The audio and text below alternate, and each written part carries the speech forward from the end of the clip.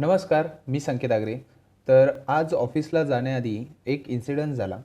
तर तो मी तुमच्यापर्यंत शेअर करतो. टॉपिक थोडा सेन्सिटिव्ह आहे, म्हणून मी एक छोटीशी स्क्रिप्ट लिहिली. तर ती मी तुम्हाला एक वाचून दाखवतो, जेणेकरून तुम्हाला एक छोटीशी आयडिया येऊन जाईल. आज सकाळी ऑफिसला जाताना एक वेगळाच अनुभव आला. स्टेशनवर उतरलो तर प्रचंड गर्दी होती. रिक्षावाल्यांना विचारलं तर ते म्हणाले, आज मुख्यमंत्री साहेब आलेत, त्यामुळे संपूर्ण रस्ता बंद केला आहे. त्याचा परिणाम काय झाला? शेकडो सर्वसामान्य लोकांना 3 ते 4 किलोमीटर चालत ऑफिसला जावं लागलं. त्यात मीही होतो. खरं सांगायचं तर विकासाच्या कार्यक्रमामुळे जर सर्वसामान्य माणसालाच एवढा त्रास होत असेल तर त्याचाही विचार व्हायला हवा. ऑफिसमध्ये पोहोचल्यावर बातम्या पाहिल्या. कळलं की अण्णाभाऊ साठे संशोधन व प्रशिक्षण संस्थान या प्रकल्पाचे भूमिपूजन होत आहे. हे निश्चित स्वागतदायी गोष्ट आहे. अण्णाभाऊ साठे यांचे कार्य विचार पुढच्या पिढीपर्यंत पोचायला हवेत. अण्णाभाऊ साठे यांची एक ओळ मी जी वाचली आहे ती मी तुम्हाला सांगतो. जग बदल घालुनी घाव, सांगुनी गेला मला भीमराव. जग बदल घालुनी घाव, सांगुनी गेला मला भीमराव. ही फक्त कविता नाही, हा बदल घडवण्याचा एक संदेश आहे. म्हणूनच आज मला काही प्रश्न विचारायचे आहेत.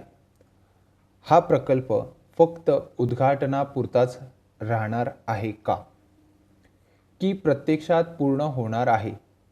कारण आम्ही यापूर्वी अनेक प्रकल्पांचे भूमिपूजन आणि उद्घाटन पाहिले आहे, पण त्यातील काही प्रकल्प पूर्ण झाले आणि काही अपूर्णच आहेत. जर हे संस्थान पूर्ण झाले तर त्याचा सर्वात मोठा फायदा स्थानिक तरुणाईला होईल का? येथील भरती प्रक्रिया पारदर्शक असेल का? संस्थेचे अध्यक्ष, संचालक आणि इतर महत्त्वाच्या पदांवर नियुक्ती कोणत्या निष्कर्षांवर होईल? संधी सर्व समाज घटकांतील पात्र आणि गुणवंत लोकांना समानपणे मिळेल का? हे प्रश्न विरोधासाठी नाहीत, हे प्रश्न उत्तरदायित्वासाठी आहेत. कारण कोणतीही संस्था तेव्हाच यशस्वी होते जेव्हा तिचा लाभ प्रत्यक्ष समाजापर्यंत पोचतो.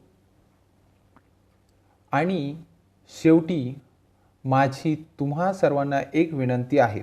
जेव्हा आपल्या भागात एखादी शाळा, महाविद्यालय, संस्था किंवा सरकारी प्रकल्प सुरू होतो, तेव्हा फक्त उद्घाटन पाहू नका. प्रश्न विचारा, तो पूर्ण होईल का? त्याचा फायदा कोणाला होणार? नियुक्त्या कशा होणार? आणि प्रक्रिया पारदर्शक असेल का? लोकशाहीमध्ये प्रश्न विचारणं म्हणजे विरोध नाही. प्रश्न विचारणे म्हणजे जबाबदार नागरिक असणे, आणि हा त्याचा अधिकार आहे.